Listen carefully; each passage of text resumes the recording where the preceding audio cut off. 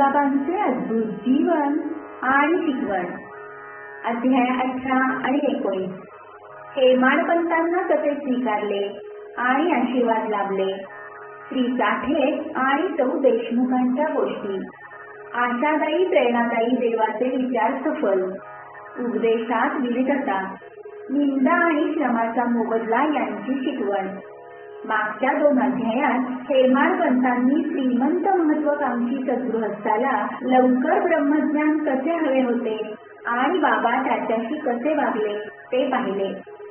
आणि आता या 2 अध्यायात ते वर्णन करतात की हेमाडपंतांना बाबांनी कसे स्वीकारले आणि आशीर्वाद दिला. तसेच त्यांनी चांगल्या विचारांना कसे उत्तेजन द्यावे व सफल करावे. तथामध्ये कशा सुधारणा कराव्यात. निंदा आणि श्रमाचा मोबदला या विविध गोष्टींवर उपदेश केला आहे.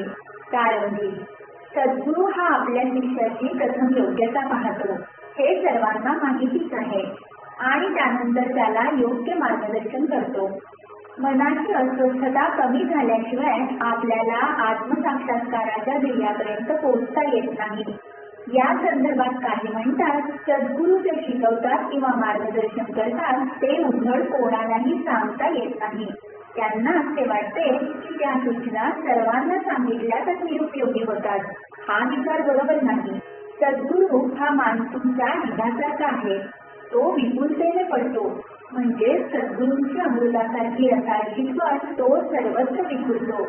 याचा आनंद आपण उपभोगला पाहिजे आणि अंतर्मनाचे समाधान होईपर्यंत ग्रहण केला पाहिजे आणि मनात किंतु न ठेवता दुसऱ्यांना देण्याची सेवा केली पाहिजे. हा नियम फक्त जागृतावस्थेतील नसून सद्गुरू स्वप्नात दृष्टांताच्या रूपात उपदेश करतो. बुधकौशिक ऋषी यांनी स्वप्नात पाहिलेले रामरक्षा स्तोत्र रचले हे याचे उदाहरण आहे. आई ज्याप्रमाणे आपल्या बाळाच्या तब्येतीसाठी जबरदस्तीने कडू औषध देते तसेच बाबा भक्तांनाही आध्यात्मिक सूचना देत. त्यांची पद्धत दडवून किंवा गुप्त ठेवणे नसून सर्वांना उघड असे. भक्तांनी या सूचना अंमलात आणल्या तर त्यांचे ध्येय उद्दिष्ट साध्य होईल. साईबाबांसारखे सद्गुरू आपले डोळे उघडतात आणि स्वतःचे दैवी सौंदर्य दाखवतात आणि भक्तीच्या कोमल इच्छा पूर्ण करतात. हे करत असताना आपल्या ज्ञानेंद्रियांच्या इच्छा लुप्त होतात. विवेक आणि वैराग्य ही जोडगोळी आपल्याला सापडते आणि झोपेत सुद्धा ज्ञान स्फुरते.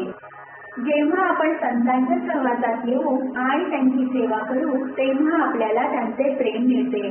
देव भक्तांच्या इच्छा पुऱ्या करतो, त्यांना मदत करतो, त्यांचे त्रास आणि दुःख दूर करतो आणि त्यांना आनंदी बनवतो. ही प्रगती आणि सुधारणा पूर्णपणे सद्गुरूंच्या साहाय्याने होते. जो स्वतःच देव असतो. म्हणून आपण सद्गुरूला स्मरले पाहिजे, त्यांच्या गोष्टी ऐकल्या पाहिजे, त्यांच्या चरणी लीन झाले पाहिजे, त्यांची सेवा केली पाहिजे. आता आपण मूळ गोष्टींकडे वळू. श्री साठे नावाचे सद्गृहस्थ होते ज्यांनी बऱ्याच वर्षापूर्वी क्रॉफर्ड रे राजवट असताना काही गोष्टी प्रकाशित केल्या होत्या. लॉर्ड रे जो मुंबईचा गव्हर्नर होता त्याने त्या नमूद केल्या. श्री साठ्यांना व्यापारात बरेच नुकसान सोसावे लागले. इतर प्रतिकूल परिस्थितीमध्ये त्यांना बराच त्रास झाला. त्यामुळे ते दुःखी आणि अंतर्मुख झाले. त्याने ते अस्वस्थ झाले आणि घर सोडून कुठेतरी लांब जाण्याचे ठरवले. माणूस सामान्यतः अडचणी आणि संकटाच्या वेळी देवाचा धावा करतो. त्यातून सुटका होण्यासाठी देवाची प्रार्थना करतो. जर त्याचे अवगुण किंवा दोष संपुष्टात आले तर देव त्याची भेट संतांशी घालून देतो. तो त्याला कल्याणाचा योग्य मार्ग दाखवतो. श्री साठ्यांच्या बाबतीत हाच अनुभव आला. त्यांच्या स्नेहांनी त्यांना शिर्डीला जाण्याचा सल्ला दिला, जिथे लोकांचे ढवे साईबाबांच्या दर्शनाला शांती आणि त्यांच्या इच्छांची पूर्ती करण्यासाठी जात असत. साठ्यांना ती कल्पना आवडली आणि ते इसवी सन 1917 मध्ये बाबांच्या दर्शनासाठी शिर्डीला गेले. जे चिरंतर ब्रह्म अतुलनीय शुद्ध स्वयंप्रकाशित होते. त्यांचे दर्शन घेतल्याने त्यांचे मन कधी शांत स्थिरचित्त झाले. त्यांना वाटले की त्यांची मागच्या जन्मीची काही चांगली कर्मे संचित होती म्हणून त्यांना साईबाबांच्या पवित्र चरणांपाशी आणले. ते दांडग्या इच्छाशक्तीचे होते, म्हणून त्यांनी गुरुचरित्राचे पारायण करायला सुरुवात केली. 7 दिवसात वाचन झाल्यावर बाबांनी त्यांना रात्री दृष्टांत दिला. बाबा गुरुचरित्र हातात घेऊन त्यांना स्पष्टीकरण देत आहेत आणि ते बाबांच्या समोर बसले आहेत. ते जागे झाले. तेव्हा त्यांना ते स्वप्न आठवून आनंद झाला. त्यांनी विचार केला की बाबा किती दयाळू आहेत, जे अज्ञानात घोरत असलेल्या माझ्यासारख्यांचे आत्मे जागृत करतात आणि गुरुचरित्राची रसाळ भाषा चाखायला देतात. दुसऱ्या दिवशी त्यांनी दृष्टांताची गोष्ट नानासाहेब दीक्षितांना सांगितली आणि साठ्यांनी त्यांना विनंती केली की साईबाबांना याचा अर्थ, महत्व आणि याच्या सूचकतेबद्दल विचारावे. ते पुढे म्हणाले की 1 सप्ताह पुरे का, किंवा परत वाचावयास लागू. जेव्हा काकासाहेबांना योग्य संधी मिळाली तेव्हा त्यांनी साईबाबांना विचारले, देवा, तुम्ही श्री साठ्यांना त्या दृष्टांतामधून काय सुचवले? त्यांनी सप्ताह थांबवावा का पुढे चालू ठेवावा?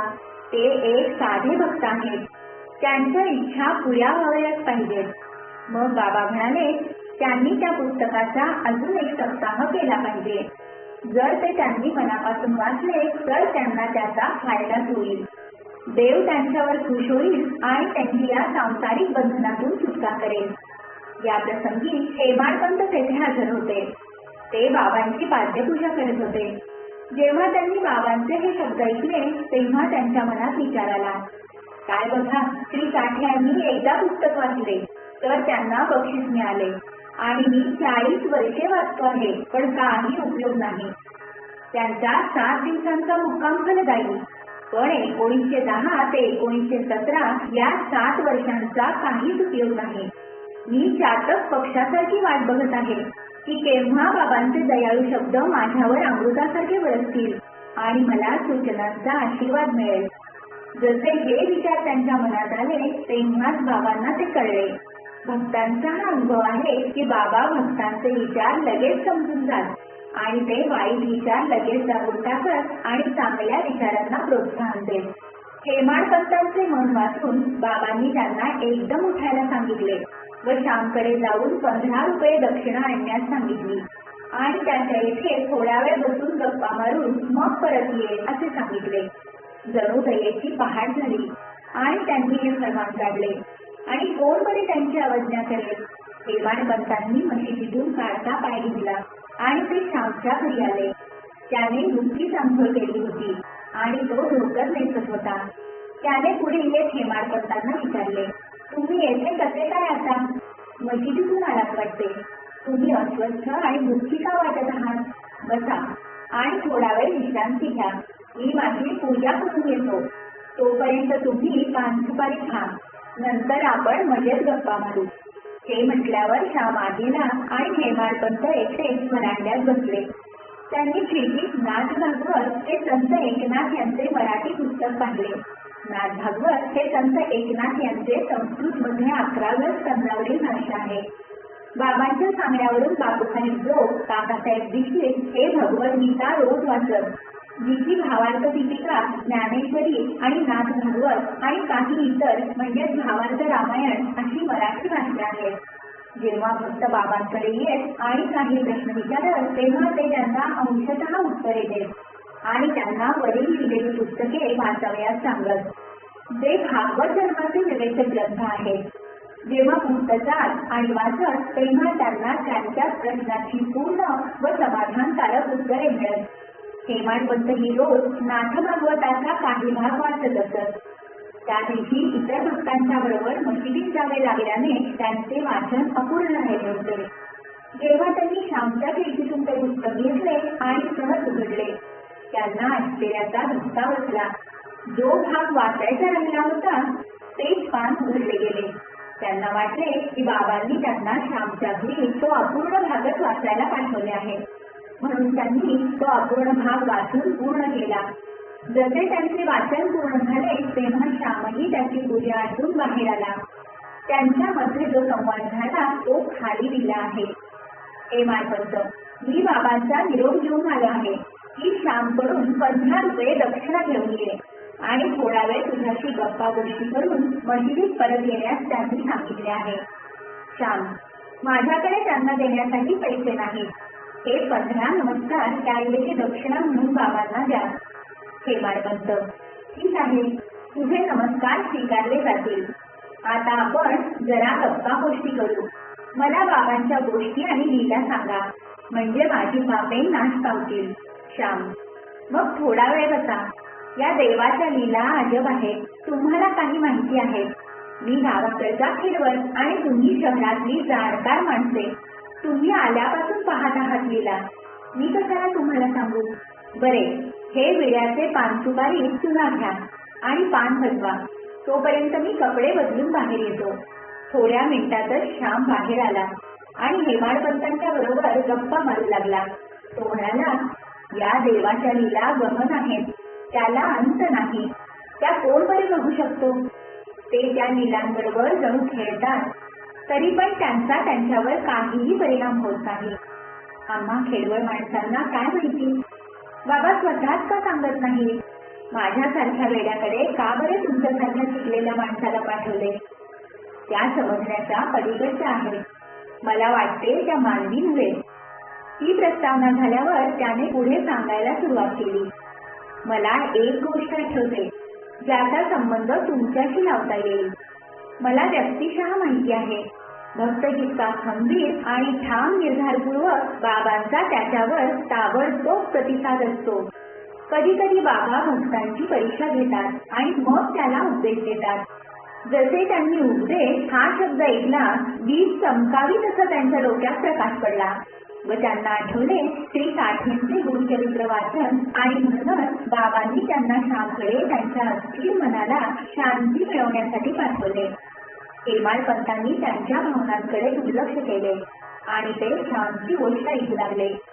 त्या सर्व गोष्टी सांगत होत्या की बाबा त्यांच्या भक्तांशी किती दयाळू आणि प्रेमळ होते.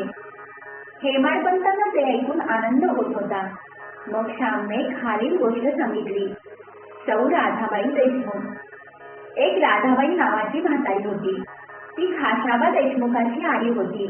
बाबांची ख्याती ऐकून ती इतर माणसांबरोबर संगमनेरहून शिर्डीला आली. बाबांचे दर्शन घेतल्यावर तिला समाधान वाटले. ती बाबांवर गाढ प्रेम करू लागली आणि तिने मनात ठरवले की बाबांना गुरु मानायचे आणि त्यांच्याकडून उपदेश घ्यायचा.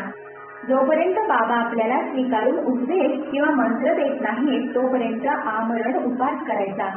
ती आपल्या घरी राहिली आणि तिने 3 दिवस अन्न वर्ज केले.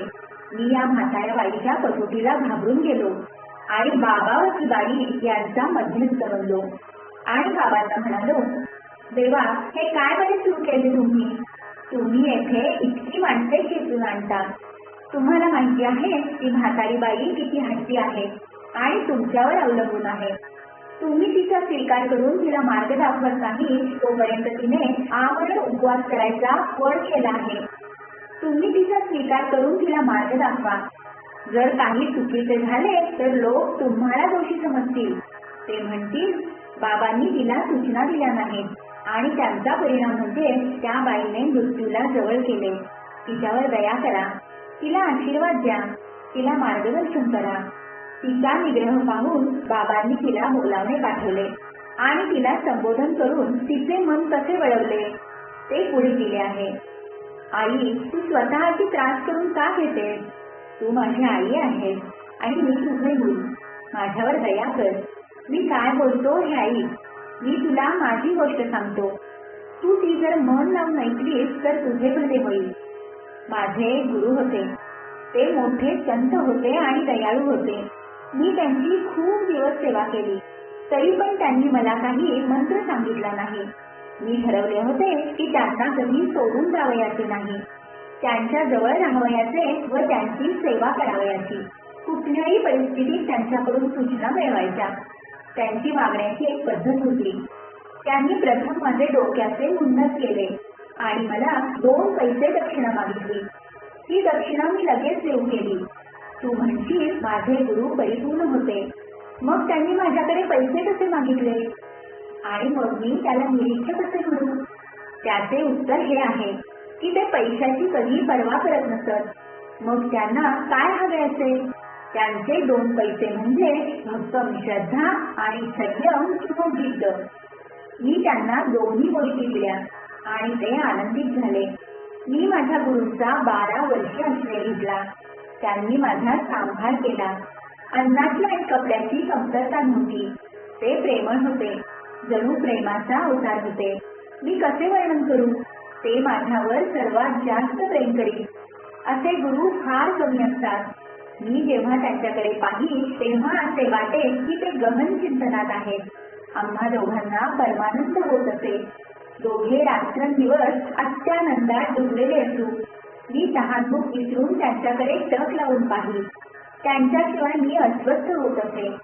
मला गुरुची सेवा करण्याशिवाय आणि त्यांच्या चिंतनाशिवाय दुसरा कोणताही विषय नव्हता. ते माझे एकमेव आश्रयस्थान होते. माझे चित्त नेहमी त्यांच्यामध्ये असे. निष्ठा ही दक्षिणेचा एक पैसा होती आणि दक्षिणेचा दुसरा पैसा होता सबुरी. मी बिनतक्रार थांबलो आणि माझ्या गुरुची सेवा केली. ही सबुरी माझी होडी संसाररूपी सागरातून पार करण्यासाठी उपयोगी पडली. सबुरी सर्व पापे आणि दुःखे दूर करते. वेगवेगळ्या संकटांपासून सुटकारा देते. सर्व भीती दूर करते आणि यश देते. सबुरी ही सद्गुणांची खाण आहे. चांगले विचार हे बरोबरचे असतात.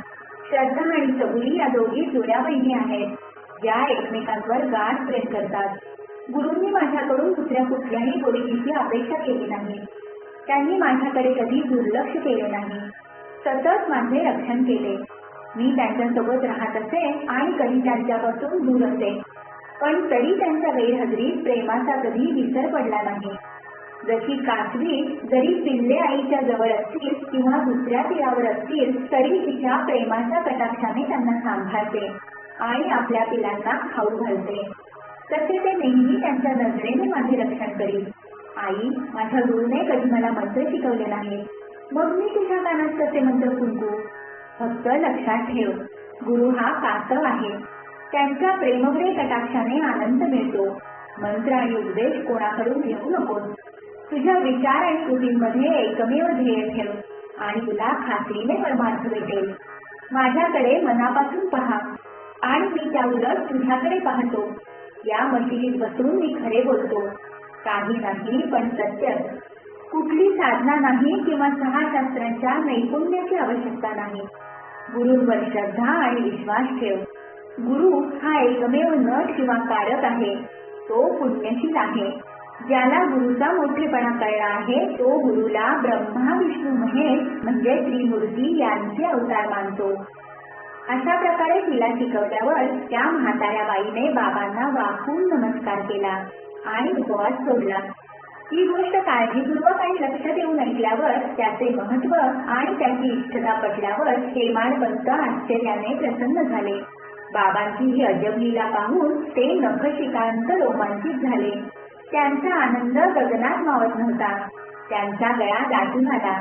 त्यांच्या तोंडून एक शब्द फुटत नव्हता. ही परिस्थिती पाहिल्यावर श्यामने त्यांना विचारले, काय झाले? तुम्ही इतके गप्प का? बाबांच्या अगणित लीलांचे वर्णन कसे करू? याच वेळेला मशिदीतील घंटा वाजली. जणू दुपारची पूजा आणि आरती सोहळा लवकरच सुरू होतो आहे याचे जाहीर निमंत्रण होते. म्हणून श्याम आणि हेमाडपंत घाईने मशिदीकडे जाऊ लागले. बापूसाहेब दोघांची नुकतीच पूजा झाली होती. बायका मशिदीत वर उभ्या होत्या तर पुरुष अंगणात उभे होते आणि ते सर्व सामुदायिक ढोलाच्या तालावर आरती म्हणत होते. श्याम वर गेला आणि हेमाडपंतांना त्याच्याबरोबर ओढू लागला. श्याम बाबांच्या उजव्या बाजूला आणि हेमाडपंत त्यांच्या समोर होते. त्यांना पाहून बाबांनी हेमाडपंतांना विचारले, श्यामकडून दक्षिणा आणलीस का? ते म्हणाले, श्यामने त्या बदल्यात नमस्कार दिले आणि तो समक्ष आला आहे. बाबा म्हणाले, ठीक आहे. आता मला सांगा, तुमच्या दोघांत काय गप्पा गोष्टी झाल्या ते? घंटांच्या आवाजाकडे, सामूहिक गाणे, ढोल या सर्वांकडे दुर्लक्ष करत हेमाडपंत त्यांच्यातील संवाद उत्सुकतेने बाबांना कथन करू लागले. बाबाही ते ऐकण्यास उत्सुक होते, म्हणून त्यांनी बैठक सोडली आणि ते पुढे वाचले. हेमाडपंतांनी त्यांच्यात झालेले सर्व बोलणे सांगितले आणि त्या बाईंची गोष्ट सांगताना ते जास्तच आनंदी होते. त्या ऐकल्यावर त्यांनी विचार केला की या लीला रहस्यमय आहेत आणि त्या गोष्टी रूपांनी त्यांना जणू समृद्ध केले. आशीर्वाद लाभले. बाबा मग म्हणाले, गोष्टी छान आहेत, पण तुला आशीर्वाद कसा काय लाभला? मला तुझ्याकडून सविस्तर ऐकायला आवडेल, म्हणून तू मला सांग. हेमाडपंतांनी त्या गोष्टींच्या संबंधित सर्व सांगितले, जे त्यांनी आधी ऐकले होते आणि काही त्यांच्या मनात निर्माण झालेले मत सांगितले. हे ऐकून बाबा खुश झाले आणि त्यांनी हेमाडपंतांना विचारले, तुला ती गोष्ट कळली का आणि त्यातील महत्त्व जाणून घेतलेस का? ते म्हणाले, होय बाबा, माझ्या मनातील अस्वस्थता पळून गेली आणि मला खरी शांती लाभली आणि मला खरा मार्ग दिसला. नंतर बाबा म्हणाले, माझी पद्धत एकमेव असते, ही गोष्ट लक्षात ठेव आणि ती तुला उपयोगाला येईल. स्वतःची माहिती मिळवण्यासाठी ध्यानाची आवश्यकता असते. याचा तू जर सराव केला तर तुझी बुद्धी शांत होईल, तू निरीक्ष होशील. तू देवाचे चिंतन केले पाहिजे, जो सर्व प्राणीमात्रांमध्ये आहे, आणि मन एकाग्र करण्याचा प्रयत्न कर. तुझे उद्दिष्ट प्राप्त होईल. नियमाने माझ्या निरंकार रूपाचे चिंतन कर, जे ज्ञानाचा, चेतनेचा परमानंदी अवतार आहे. जर हे तू करू शकत नसशील तर माझे नखशिकांत रूप, जे तू अहोरात्र पाहतोस, त्याचे चिंतन कर. ते जर तू करत गेलास, तुझ्या वृत्ती केंद्रित होतील आणि ध्याता, ध्यान आणि ध्येय यातील फरक नष्ट होईल आणि मध्यस्थ हा चेतनेचा बनेल आणि ब्रह्मामध्ये विलीन पावेल. आई कासव ही नदीच्या एका तीरावर असते आणि तिची पिल्ले दुसऱ्या तीरावर. ती पिल्ले काहीच करत नाही, फक्त आईची आठवण काढतात, म्हणजे चिंतन करतात. आई त्या पिल्लांकडे फक्त नजर ठेवते, फक्त निर्वाहाचे आणि आनंदाचे एकच उगमस्थान.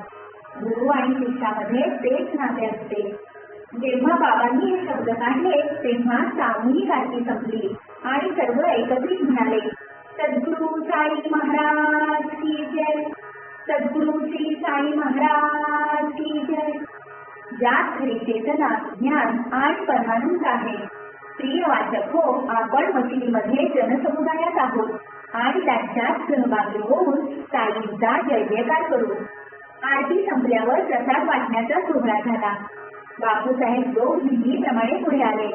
त्यांनी बाबांना नमस्कार केला व त्यांच्या हातात साखर फुटाणे दिले.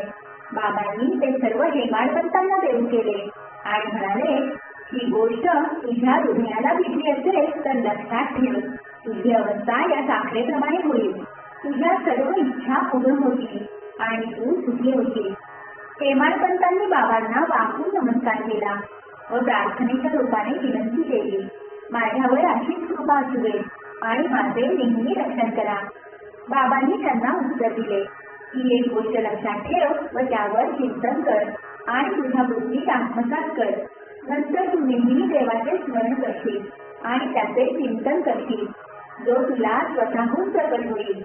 प्रिय वाचक, हेमाडपंतांना खडी साखरेचा प्रसाद मिळाला. आपल्याला पण गोष्टींच्या रूपात खडी साखरेचा प्रसाद मिळेल. आपण तो अंतःकरणपूर्वक प्रार्थना करू, चिंतन करू, आत्मसात करू आणि बाबांच्या कृपेमुळे बलवान आणि आनंदी होऊ. आमेन. 19व्या अध्यायाच्या शेवटी हेमाडपंतांनी काही विषय हाताळले आहेत, जे खाली दिले आहेत. आपल्या स्वभावाबद्दल बाबांचा सल्ला. बाबांनी काढलेले उद्गार हे सामान्यतः कल्याणकारी आणि मौल्यवान आहेत. ते जर मनात ठेवले आणि त्याप्रमाणे आचरण केले तर नेहमी आपले भले करतील. काही संबंध असल्याशिवाय कोणी कुणीही जात नाही. जर कोणी माणूस किंवा प्राणी मात्र तुमच्याकडे आले तर तुम्ही उद्धटपणे त्याला हाकलून देत नाही, पण त्यांचे स्वागत करता, त्यांचे योग्य आदरातिथ्य करता. जर तहानलेल्याला पाणी दिले, भुकेल्याला भाकरी दिली, वस्त्रहीन माणसाला वस्त्र दिले आणि आसरा नसलेल्याला विश्रांतीसाठी बराटा दिला तर श्रीहरी नक्कीच प्रसन्न होईल. जर कोणाला तुमच्याकडून पैसे हवे असतील आणि तुम्ही त्याला देऊ शकत नसाल तर त्याच्यावर कुत्र्याप्रमाणे खेकसू नका. एखादा तुमच्या विरुद्ध 100 शब्द बोलू दे, कडू शब्द बोलून तुमचा संताप व्यक्त करू नका. हे जर तुम्ही सहन केले तर तुम्ही सुखी व्हाल. जग उलटसुलट होऊ दे, तुम्ही जिथे असाल तिथे राहा. स्वतःच्या जागेवर शांतपणे उभे राहून सभोवतालच्या परिस्थितीकडे पहा. तुम्ही आणि मी यामधील फरकाचा अडथळा काढून टाका आणि माझ्या भेटीचा मार्ग स्वच्छ व मोकळा होईल. जो शिष्य आणि गुरु यांना दूर ठेवतो, जोपर्यंत तो नाश पावत नाही तोपर्यंत मिलाप होणे शक्य नाही. अल्लाह म्हणजे देव हा एकमेव स्वामी आहे. दुसरा कोणी आपला रक्षणकर्ता नाही. त्याच्या कामाचा प्रकार असामान्य, अमूल्य आणि गहन आहे. त्याची इच्छा असेल तर तो आपल्याला मार्ग दाखवेल आणि आपल्या इच्छांची पूर्ती करेल. ऋणानुबंध आहेत म्हणून आपण एकत्र आलो, म्हणूनच आपण एकमेकांवर प्रेम करू आणि सुखी होऊ. जो जीवनाचे ध्येय साधतो तो चिरंतर आणि आनंदी असतो. बाकीचे नुसते जगत असतात, म्हणजे त्यांचा फक्त श्वासोच्छ्वास चालू असतो. चांगल्या विचारांना प्रोत्साहन देऊन फलश्रुती मिळवणे. साईबाबा चांगल्या विचारांना प्रोत्साहन कसे देत हे मनोरंजक आहे. तुम्हाला प्रेमाने आणि भक्तिपूर्वक त्यांच्या पुढे संपूर्णतः शरण जावयास पाहिजे आणि मग तुम्ही बघाल ते कसे कायमची मदत करतात. काही संत म्हणाले आहेत की जेव्हा तुमच्या मनात चांगला विचार झोपेतून उठल्याबरोबर आला आणि तो पूर्ण करण्यासाठी दिवसभर तुम्ही प्रयत्न केले, तुमची बुद्धी काम करू लागेल आणि नंतर तुम्ही शांती प्राप्त कराल. हेमाडपंतांचा तसे करण्याचा प्रयत्न होता. एका बुधवारी रात्री झोपायला जायच्या आधी त्यांनी विचार केला, उद्या गुरुवार आहे, औचित्यपूर्ण दिवस आणि जागाही शिरली आहे, म्हणून दिवसभर मी राम नामाचा जप करीन. आणि ते झोपी गेले. दुसऱ्या दिवशी सकाळी उठल्यावर कष्ट न घेता त्यांनी रामाचे नाव घेतले आणि त्यांना आनंद झाला. सकाळच्या नित्य नियमाच्या गोष्टी आटोपल्यावर ते फुले घेऊन बाबांकडे गेले. जेव्हा त्यांनी दीक्षित वाडा सोडला आणि बुटी वाड्यावरून जात होते, त्यांनी सुंदर गाणे ऐकले. मशिदीत औरंगाबादकर बाबांपुढे म्हणत होते. ते गाणे असे होते, गुरु कृपाजन पायो मेरे भाई, गुरु कृपाजन पायो मेरे भाई इत्यादी. हे एकनाथांचे काव्य आहे, ज्यात ते म्हणतात की त्यांना गुरूंच्या कृपेने अंजन मिळाले, ज्यांनी त्यांचे डोळे उघडले आणि त्यांना आत आणि बाहेर, झोपेत आणि स्वप्नात, चालताना आणि सर्वत्र राम दिसू लागला. कितीतरी गाणी आहेत, पण बाबांचे भक्त औरंगाबादकरांकडून हेच गाणे का बरे निवडले गेले? हा बाबांनी जुळवून आणलेला निव्वळ रहस्यमय योगायोग होता. राम नामाचा जप निरंतर दिवसभर दोन हेमाडपंतांचे निश्चय वाढवण्यासाठी होता. जणू काही सर्व संत मान्य करतात की तणाव दूर करण्याचे, तसेच भक्तांच्या मनोकामना पूर्ण करणे आणि त्यांचे रक्षण सर्व संकटातून करणे हे सामर्थ्य फक्त राम नाम घेण्यामध्ये आहे. उपदेशामध्ये विविधता, कुटाळखोरांचा धिक्कार. साईबाबांना सूचना देण्यासाठी विशिष्ट वेळ किंवा विशिष्ट जागा लागत नसे. कधीही कुठेही प्रसंग निर्माण झाला की हे मोकळ्या मनाने बोलत. एकदा असे घडले की बाबांच्या एका भक्ताने दुसऱ्याबद्दलचे मत त्याच्या गैरहजेरीत लोकांना सांगितले. चांगले गुण बाजूला टाकून भावाच्या वाईट गोष्टी उपहासाने सांगितल्या की ऐकणारे हतबल झाले. सामान्यतः आपण पाहतो की लोकांना इतरांच्या भानगडीत लक्ष घालण्याची सवय असते आणि यातूनच वाईट गोष्टी घडतात. संत या भानगडी वेगळ्या अर्थाने पाहतात. ते म्हणतात, घाण साफ करण्याच्या वेगवेगळ्या पद्धती आहेत, म्हणजे साबण आणि पाणी इत्यादी. पण कुटाळ लोकांची वेगळीच पद्धत असते. ते घाण आपल्या जिभेने साफ करतात. ते दुसऱ्यांवर जणू उपकारच करतात. त्यांचे आभार मानायला पाहिजेत. साईबाबांची कुटाळखोर लोकांना सुधारण्याची वेगळीच पद्धत होती. ते सर्वज्ञानी असल्याने त्यांना कुटाळखोराने काय केले आहे ते माहिती असते आणि तो जेव्हा त्यांना दुपारी लेंडीजवळ भेटे, बाबा त्याला कुंपणाजवळ घाण खाणारा डुक्कर असे म्हणत आणि त्याला म्हणत, बघा तसा घाण आनंदाने खातो आहे ते. तुझे वर्तनही तसेच आहे. तुझ्या बांधवांना कसे मनापासून खातोस दाखवत राहा. बरीच चांगले कर्म केल्यावर तुला मनुष्य जन्म आला आहे आणि तू असे करत राहिलास तर शिर्डी तुला कशी मदत करेल? सांगायची गरज नाही की तो भक्त मनापासून धडा शिकेल आणि निघून जाईल. अशा प्रकारे आवश्यकतेनुसार बाबा मार्गदर्शन करत. जर त्या आचरणात धारण केल्या तर अध्यात्मातील ध्येय फार दूर नाही. एक म्हण आहे, असेल माझा आहारी तर देईल खाटल्यावरी. ही म्हण फक्त अन्न आणि कपड्या लत्त्या बाबतीत खरी आहे, या म्हणीवर विसंबून राहिला व आयत्यासारखा आध्यात्मिक हालचाल केली नाही तर बर्बाद व्हाल. आत्मसाक्षात्कार प्राप्तीसाठी झटायला पाहिजे. जेवढे त्याचे प्रयास तेवढे हितावह. बाबा म्हणत की ते सर्वज्ञानी होते.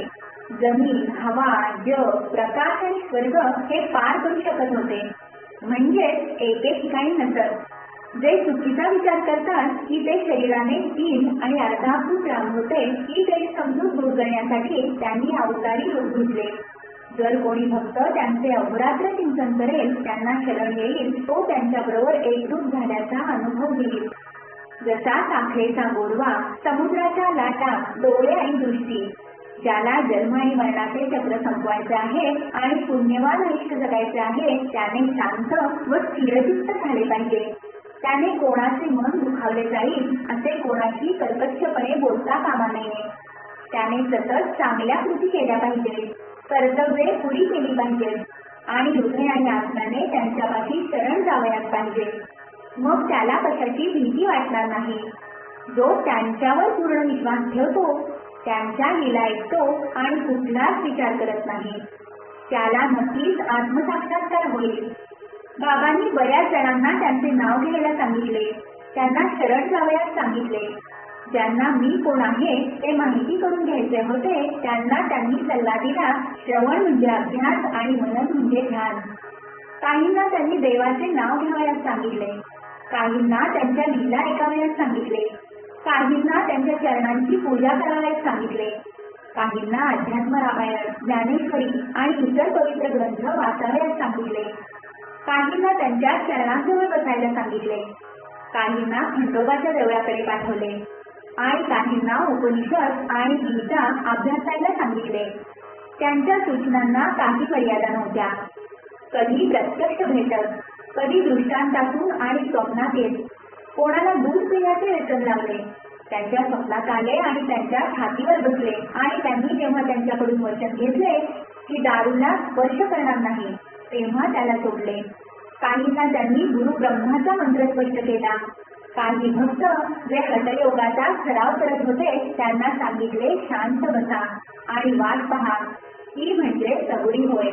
जरा कठीणच आहे त्यांच्या विविध पद्धतींचे वर्णन करणे. थोडक्यात त्यांनी आपल्या कृतीने लोकांना शिकवले. खाली एक उदाहरण दिले आहे. श्रमाचा मोबदला याची शिकवण.